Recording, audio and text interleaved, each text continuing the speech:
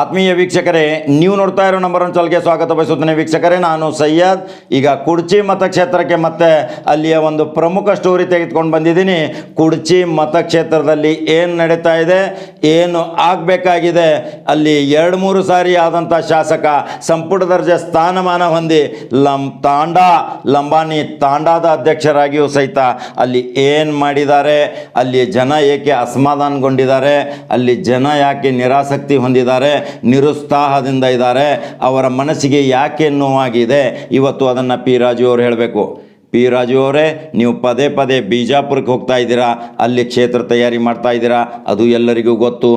ಎಷ್ಟೋ ಹಣವನ್ನು, ಸರ್ಕಾರಿ ದುಡ್ಡನ್ನು, ಸರ್ಕಾರದ ಅನುದಾನವನ್ನು ಅಲ್ಲಿ ವಿನಿಯೋಗಿಸ್ತಾ ಇದ್ದೀರಾ, ಅಂದರೆ ಅಲ್ಲೊಂದು ಅಖಾಡ ತಯಾರು ಮಾಡ್ತಾ ಇದ್ದೀರಾ. ಹಾಗಾದರೆ ಕುಡ್ಚಿ ಜನತೆಗೆ ನೀವು ಕೊಟ್ಟಂಥ ಏನು ಆಶ್ವಾಸನೆ ಹೇಳಿ ನೋಡೋಣ. ನೀವು ಪದೇ ಪದೇ ಹೇಳ್ತಿದ್ರಿ, ನಿಮ್ಮ ಮೇಲೆ ನಮಗೆ ಭಾಳ ಅಭಿಮಾನವಿತ್ತು, ನೀವು ಆರಿಸಿ ಬಂದ ತಕ್ಷಣ ಒಂದು ಮಾತು ಹೇಳ್ತಿದ್ರ, ಯಾವುದೇ ಪಹಣಿ ಪತ್ರಿಕೆ ನಿಮ್ಮ ಮನೆಗೆ ಬರುತ್ತೆ, ಯಾವುದೇ ನಿಮ್ಮ ಉತ್ತಾರ ನಿಮ್ಮ ಮನೆಗೆ ಬರುತ್ತೆ, ಯಾವುದೇ ಸರ್ಕಾರಿ ಸೌಲಭ್ಯ ನಿಮ್ಮ ಮನೆಗೆ ಬರುತ್ತೆ. ನೀವು ಇದೇ ವಿಚಾರ ಹೇಳಿದ್ರಲ್ಲ ಪಿ ರಾಜು ಅವರೇ, ನಿಮ್ಗೆ ನೆನಪಿದೆಯಾ? ಸರ್ಕಾರಿ ಸವಲತ್ತು, ಸರ್ಕಾರಿ ಅನುದಾನ, ಸರ್ಕಾರದ ಪ್ರತಿಯೊಂದು ಸ್ಕೀಮ್ಗಳು ನಿಮ್ಮ ಮನೆಗೆ ಬರುತ್ತೆ, ನೀವು ಕಚೇರಿ ಅಲ್ದಾಡೋದು ಬೇಡ ಅಂತ ನೀವು ವಚನ ಕೊಟ್ಟಿದ್ದೀರಾ. ಆ ವಚನ ಭ್ರಷ್ಟರಾಗಿದ್ದೀರಾ, ಈಗ ವಚನ ಭಂಗ ಆಗಿದ್ದೀರಾ. ವಚನನ್ನು ಯಾಕೆ ಅದನ್ನು ನೀವು ಕಾರ್ಯರೂಪಕ್ಕೆ ತರಲಿಲ್ಲ ಪಿ ರಾಜು ಅವರೇ? ಹಾಗಾದರೆ ನಿಮಗೆ ಅಲ್ಲಿ ಈಗ ತಕ್ಕ ಪಾಠ ಕಲಿಸಲಿಕ್ಕೆ ಅಲ್ಲಿ 3 ಜನ ತಯಾರಾಗಿ ನಿಂತಿದ್ದಾರೆ. 4ನೇಯವರು ಇನ್ನೂ ಪಾದಾರ್ಪಣೆಗೊಳ್ಳಬೇಕಾಗಿದೆ. ಅವ್ರು ಏನು ವಿಚಾರ ಇನ್ನೂ ಸ್ಪಷ್ಟಪಡಿಸಿಲ್ಲ. ಆದರೆ 3 ಜನ ಪೈಪೋಟಿ ಮಾಡೋರಿದ್ದಾರೆ.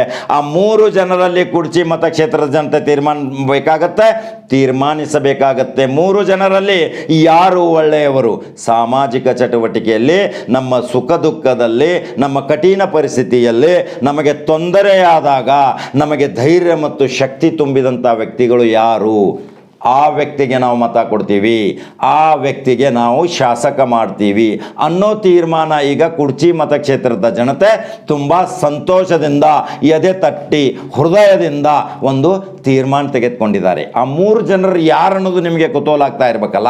ಈಗ 3 ಜನರು ಕುತೂಹಲದಿಂದ ಹೇಳೋಕ್ಕಿಂತ ಮುಂಚಿತ ನಾನು ಇನ್ನೂ ಒಂದು ಸ್ವಲ್ಪ ಈ ಶಾಸಕರ ಬಗ್ಗೆ ಹೇಳಲಿಕ್ಕೆ ಬಂದಿದ್ದೀನಿ. ಶಾಸಕರೇ, ಸರ್ಕಾರ ನಿಮ್ಮದಿರುವಾಗ, ರಾಜ್ಯದಲ್ಲಿಯೂ ಸರ್ಕಾರ ನಿಮ್ಮದಿದೆ, ಕೇಂದ್ರದಲ್ಲಿಯೂ ನಿಮ್ಮದಿದೆ, ನೀವು 2 ಸರ್ಕಾರ ನಿಮ್ಮದೇ ಇದ್ದಾಗ ನೀವು ಕುಡ್ಚಿ ಮತಕ್ಷೇತ್ರಕ್ಕೆ ಏನಾದರೂ ಒಂದು ಇಂಜಿನಿಯರಿಂಗ್ ಕಾಲೇಜ್ ಆಗಲಿ, ಏನಾದರೂ ವೈದ್ಯಕೀಯ ಕಾಲೇಜ್ ಆಗಲಿ, ಏನಾದರೂ ಅತ್ಯುತ್ತಮ ಸಾವಿರಾರು ಜನ ಉದ್ಯೋಗ ಮಾಡುವಂಥ ಏನಾದರೂ ಕಾರ್ಖಾನೆ ತಂದಿದ್ದೀರಾ, ಆ ನಿವಾಸಿ ಭಾರತೀಯರ ಜೊತೆ ಏನಾದರೂ ಸಂಪರ್ಕ ಮಾಡಿ. ಕುಡ್ಚಿ ಮತಕ್ಷೇತ್ರ ಬೆಳಗಾವಿ ಜಿಲ್ಲೆಯಲ್ಲಿ ತೀರಾ ಹಿಂದುಳಿದ ಕ್ಷೇತ್ರ, ಅಲ್ಲಿ ಬಡ ಜನರು ತುಂಬ ಇದ್ದಾರೆ, ಕೃಷಿಕರಿದ್ದಾರೆ, ಕೂಲಿಕಾರರಿದ್ದಾರೆ, ಅನೇಕ ರೀತಿಯ ದೈನಂದಿನ ದಿನಗೂಲಿ ಮಾಡಿ ತಮ್ಮ ಜೀವನ ಹೊಟ್ಟೆ ಹೊರೆ ತುಂಬಿಸಿಕೊಳ್ಳುವಂಥ ಜನ ಇದ್ದಾರೆ. ಅವರಿಗೆ ಶಿಕ್ಷಣದ ಮಹತ್ವ ಬೇಕಲ್ಲ ರಾಜು ಅವರೇ? ನೀವು ಶಿಕ್ಷಣದ ಮಹತ್ವಗೋಸ್ಕರ ರಾಜ್ಯ ಸರ್ಕಾರದಿಂದ ಯಾವುದಾದ್ರೂ ಒಂದು ಇಂಜಿನಿಯರಿಂಗ್ ಕಾಲೇಜ್ ತಂದಿದ್ದೀರಾ, ಯಾವುದಾದ್ರೂ ಒಂದು ಪದವಿ ಕಾಲೇಜ್ ತಂದಿದ್ದೀರಾ? ಎಷ್ಟು ನೀವು ಅಲ್ಲಿ ಖಾಸಗಿ ಕಾಲೇಜ್ಗಳೇ ಇರುವಾಗ ಸರ್ಕಾರಿ ಸವಲತ್ತುಗಳನ್ನ ಅಲ್ಲಿ ನೀವು ಏನು ತಂದಿದ್ದೀರಾ? ಒಂದು ಕಾರ್ಖಾನೆ ತರಬಹುದಿತ್ತಲ್ಲ.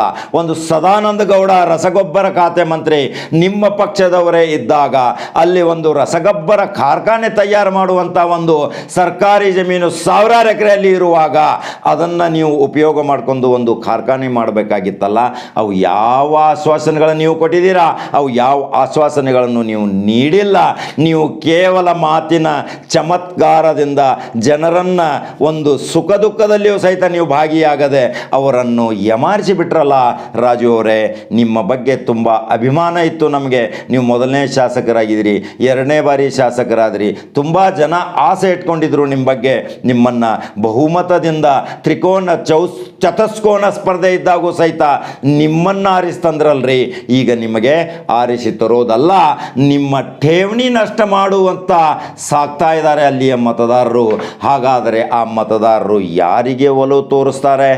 ಯಾರು ನಮ್ಮ ಕಷ್ಟದಲ್ಲಿ ಭಾಗಿಯಾಗಿದ್ದಾರೆ, ನಮ್ಮ ಕಷ್ಟದಲ್ಲಿ ಯಾರು ಬಂದಿದ್ದಾರೆ, ಅದನ್ನು ತಿದ್ದುಪಡಿ ಮಾಡಲಿಕ್ಕೆ ನಿಮಗೆ ಇನ್ನೂ 2 ವರ್ಷ ಅವಕಾಶ ಇದೆ. ರಾಜು ಅವರೇ, 2 ವರ್ಷದಲ್ಲಿ ನೀವು ಇನ್ನೂ ಹೋಗಿ ಪ್ರತಿ ಗ್ರಾಮದಲ್ಲಿ ನಾನು ನಿಮಗೆ ಏನು ಆಶ್ವಾಸನೆ ಕೊಟ್ಟಿದ್ದೆ ಆ ಆಶ್ವಾಸನೆಯನ್ನು ನನಗೆ ನೆರವೇರಿಸಲಿಕ್ಕೆ ಆಗಲಿಲ್ಲ, ಕಾಲಾವಧಿ ಇದ್ದಿರಲಿಲ್ಲ, ನನಗೆ ಅಂಥ ಪರಿಸ್ಥಿತಿ ನಿರ್ಮಾಣ ಆಗಿಲ್ಲ ಅಂತ ನೀವು ಕ್ಷಮೆನೂ ಸಹಿತ ಕೇಳ್ಬೋದಲ್ಲ ಶಾಸಕರೇ.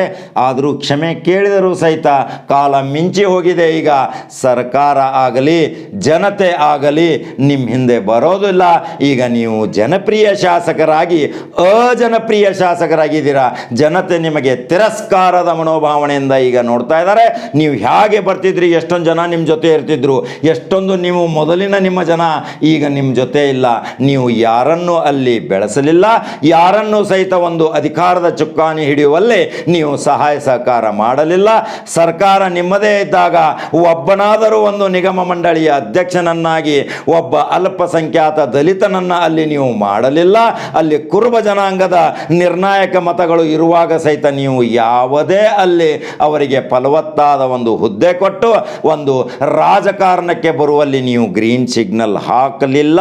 ಹಾಗಾದರೆ ನೀವು ವಾಪಸ್ ಮರಳಿ ನೀವು ನಿಮ್ಮ ಮನೆಗೆ ಹೋಗುವಂಥ ಪರಿಸ್ಥಿತಿ ಅಲ್ಲಿ ನಿರ್ಮಾಣ ಮಾಡಿದಂಥ ಆ ಮೂವರಲ್ಲಿ ಯಾರನ್ನು ಆಯ್ಕೆ ಮಾಡ್ತಾರೆ?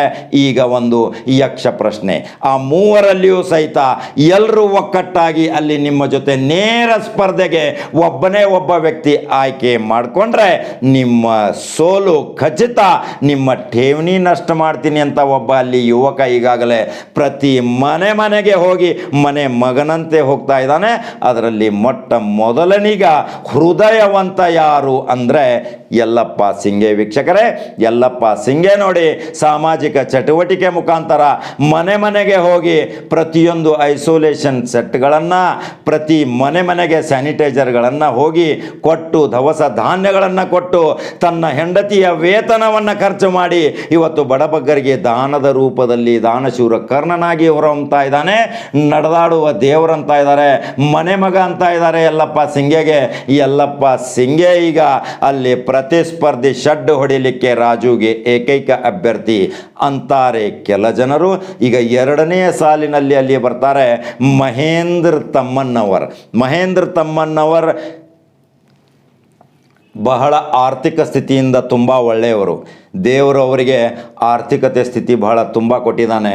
ಅವರು ಕಳೆದ ವರ್ಷ ತುಂಬ ಕೊರೋನಾದಲ್ಲಿ ಬಡಬಗ್ಗರಿಗೆ ಸಹಾಯ ಮಾಡಿದರು. ಈಗ ಅವರು ಯಾಕೋ ಒಂದು ಸ್ವಲ್ಪ ಹಿಂದೇಟು ಹಾಕಿದರು. ಆದರೆ ಅವರು ಪ್ರತಿಸ್ಪರ್ಧಿ ರಾಜುಗೆ ಸೋಲಿಸಲಿಕ್ಕೆ ಆ ವ್ಯಕ್ತಿನೂ ಬಹಳ ತುಂಬ ಪರಿಶ್ರಮ ಪಡಬೇಕಾಗತ್ತೆ. ಯಾಕೆಂದರೆ ಮಹೇಂದ್ರ ತಮ್ಮಣ್ಣವ್ರ ಫ್ಯಾಮಿಲಿ ಬ್ಯಾಕ್ಗ್ರೌಂಡ್ಸ್ ಬಹಳ ದೊಡ್ಡದಿದೆ. ಅಲ್ಲಿ IAS IPS ಇದ್ದಾರೆ, ದೊಡ್ಡ ಹುದ್ದೆಯಲ್ಲಿದ್ದಾರೆ. ಅವ್ರಿಗೆಲ್ಲರೂ ಒಗ್ಗಟ್ಟಾಗಿ ಏನಾದರೂ ಮಹೇಂದ್ರ ತಮ್ಮಣ್ಣವರಿಗೆ ನೇರ ಸ್ಪರ್ಧೆಗೋಸ್ಕರ ಟಿಕೆಟ್ ಕೊಟ್ಟರೆ ಮಾತ್ರ ಮಹೇಂದ್ರ ತಮ್ಮಣ್ಣವರ್ ರಾಜು ಅವ್ರನ್ನ ಸೋಲಿಸಲಿಕ್ಕೆ ಕಾರಣ ಆಗ್ಬೋದು. ಈಗ 3ನೇ ವ್ಯಕ್ತಿ ಒಬ್ಬರಿದ್ದಾರೆ ಅಲ್ಲಿ ನೋಡಿ. 3ನೇ ವ್ಯಕ್ತಿ ಯುವಕ. ಅಲ್ಲಿ ಕ್ಲಾಸ್ 1 ಕಾಂಟ್ರಾಕ್ಟ್ರು ಇದ್ದಾರೆ. ಅವರು ಆರ್ಥಿಕ ಸ್ಥಿತಿಯಿಂದ ತುಂಬ ಒಳ್ಳೆಯವರಿದ್ದಾರೆ.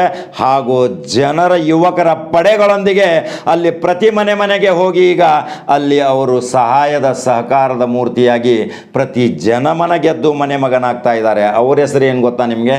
ಹಾಗಾದರೆ ಅವ್ರ ಹೆಸರು ಹೇಳಬೇಕಲ್ಲ, ವಿಶ್ವನಾಥ್ ಗಾನ್ಗೇರ್ ಅಂತ. ಆ ವಿಶ್ವನಾಥ್ ಗಾನ್ಗೇರ್ ಈಗ ಪ್ರತಿ ಕುಡ್ಚಿ ಮತಕ್ಷೇತ್ರದಲ್ಲಿ ಮನೆ ಮಾತಾಗಿರುವ ಯುವಕ.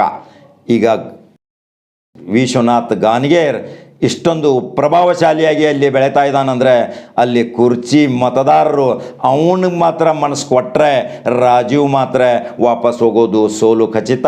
ಇಲ್ಲಿ ತ್ರಿಕೋನ ಸ್ಪರ್ಧೆಗಿಂತ 3 ಜನರಲ್ಲಿ ಒಬ್ಬರನ್ನು ಆಯ್ಕೆ ಮಾಡಿದರೆ ಮಾತ್ರ ಅಲ್ಲಿ ರಾಜುಗೆ ಪ್ರತಿಸ್ಪರ್ಧಿ ಆಗಲಿಕ್ಕೆ ಸಾಧ್ಯ ಆಗುತ್ತೆ. 4ನೇ ವ್ಯಕ್ತಿ ಘಾಟ್ಗೆ ಆ್ಯಂಡ್ ಕಂಪ್ನಿ. ಅವರು ಸಕ್ರಿಯವಾಗಿ ಈಗ ಅಲ್ಲಿ ಬರ್ತಾ ಇಲ್ಲ. ಅವರು ಸಂಘ ಸಂಸ್ಥೆಗಳನ್ನ ಮಾಡ್ಕೊಂಡಿದ್ದಾರೆ, ಶಿಕ್ಷಣ ಕೇಂದ್ರಗಳನ್ನ ಮಾಡ್ಕೊಂಡಿದ್ದಾರೆ. ಅವರು ಅದರಲ್ಲಿ ಬ್ಯುಸಿಯಾಗಿರ್ಬೋದು. ಯಾಕೆಂದರೆ ಘಾಟ್ಗೇನು ಅಲ್ಲಿ 2-3 ಸಾರಿ ಶಾಸಕರಾಗಿ ಅನೇಕ ಮಹತ್ತರವಾದ ಅಭಿವೃದ್ಧಿ ಕಾರ್ಯಗಳನ್ನು ಕೊಟ್ಟಿದ್ದಾರೆ. ಅವರು ಲ್ಯಾಂಡ್ ಆರ್ಮಿ ಅಧ್ಯಕ್ಷರಿದ್ದಾಗೂ ಸಹಿತ ಇವತ್ತು ಕುಡ್ಚಿ ಮತ್ತು ರಾಯ್ಬಾಗ್ ಸಿಂಗಾಪುರ್ ಮಾಡಬಹುದಿತ್ತು, ಆದರೆ ಮಾಡಲಿಲ್ಲ.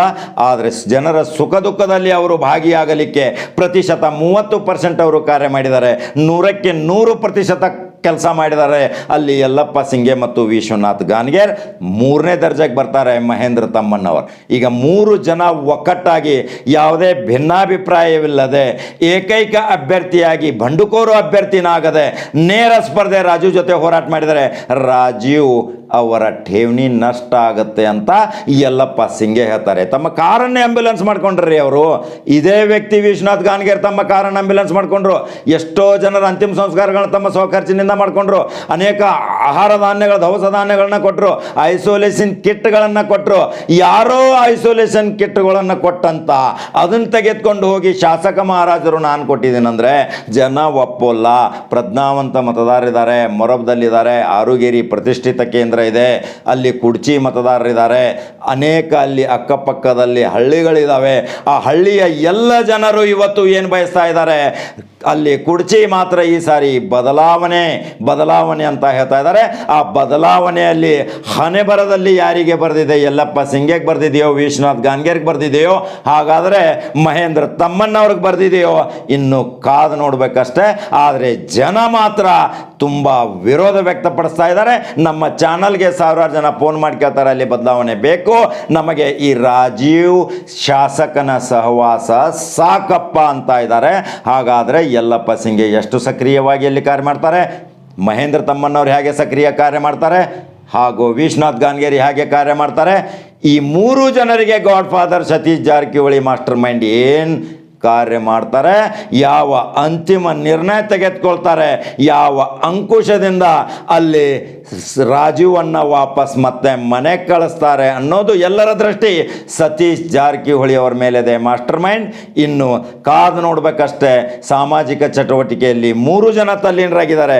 3 ಜನರಲ್ಲಿ ಮುಂಚೂಣಿಯಲ್ಲಿದ್ದವರು ಯಲ್ಲಪ್ಪ ಸಿಂಗೆ, ವಿಶ್ವನಾಥ್ ಗಾನ್ಗೇರ್. ಇನ್ನು ಕಾದು ನೋಡಬೇಕು ಫಲಿತಾಂಶ ಏನಾಗುತ್ತೆ. ಇದೇ ಇವತ್ತಿನ ಕುಡ್ಚಿ ಮತಕ್ಷೇತ್ರದ ಮಹತ್ವವಾದ ಸ್ಟೋರಿ. ವೀಕ್ಷಕರೇ, ನಿಮಗೆ 3 ಜನರಲ್ಲಿ ಯಾರು ಬೇಕನ್ನೋದು ನಮ್ಮ ಕಮೆಂಟ್ ಬಾಕ್ಸಲ್ಲಿ ನಿಮ್ಮ ಅನಿಸಿಕೆ ತಿಳಿಸಿ.